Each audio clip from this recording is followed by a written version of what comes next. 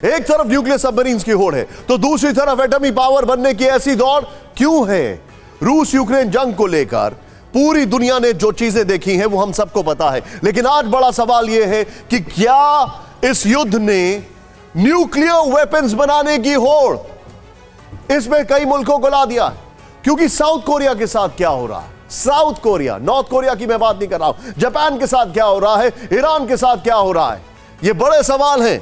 जंग से बचने के सिर्फ दो तरीके हैं। अगर किसी बड़े देश के हमले से बचना है तो फिर नेटो जैसे किसी बड़े सैन्य संगठन की सदस्यता लेनी होगी, यानी जो काम फिनलैंड और स्वीडन कर रहे हैं, या फिर दूसरा ऑप्शन है खुद को न्यूक्लियर कैपेबल बना लिया जाए। इस दूसरे ऑप्शन को फिलहाल 3 मुल्क एक्सप्लोर कर रहे हैं।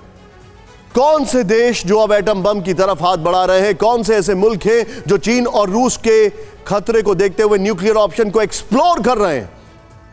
ध्यान से देखिएगा इस एक्सक्लूसिव रिपोर्ट को। बस एक कॉल कर सकती है आपको कंगाल, खाली हो सकता है बैंक खाता। कैसे? देखिए मेरे साथ, जागते रहो सिर्फ मनी 9 पर। अभी डाउनलोड करें।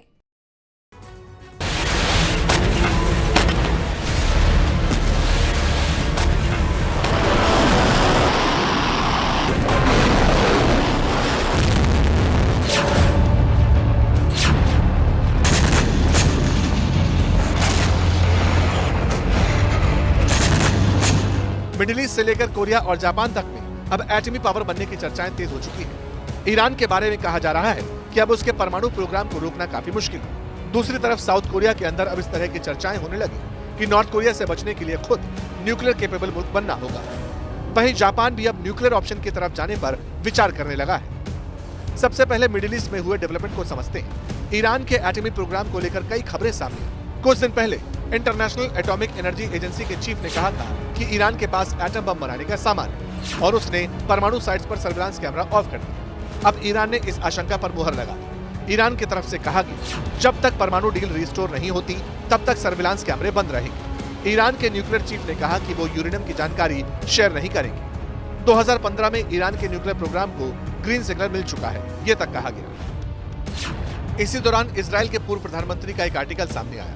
द टाइम में छपे आर्टिकल में ओहिद बराक ने लिखा कि अब ईरान एक परमाणु पावर में तब्दील होने जा रहा है और अब किसी भी सर्जिकल स्ट्राइक से इसे रोका नहीं जा सकेगा। ये तक कहा गया कि 17 दिन के अंदर ईरान एटम बम तैयार कर सकता है। वहीं ईरान से 6500 किलोमीटर दूर साउथ कोरिया में भी एटमी सिग्नल ऑन होने लगे हैं। नॉर्थ कोरिया के एटमी खतरे को देखते हुए साउथ कोरिया में खुद के एटम बम बनाने की चर्चाएं तेज हो गई हैं। एशियन लीडरशिप कॉन्फ्रेंस में साउथ कोरिया के एटमी पावर बनने पर लंबी चर्चाएं हुई।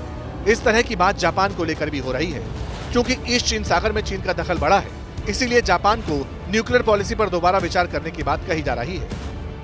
ये तक कहा गया है कि 2030 तक चीन के पास 1000 एटम बम हो जाएंगे और जैसा रूस ने यूक्रेन के साथ किया वैसा जापान के साथ ना हो, इसलिए परमाणु ऑप्शन की बात जोर पकड़ने लगी है।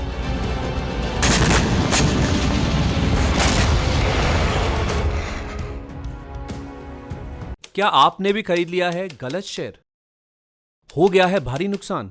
देखिए मेरे साथ 80-90 पूरे 100 सिर्फ मनी 9 पर। अभी डाउनलोड करें।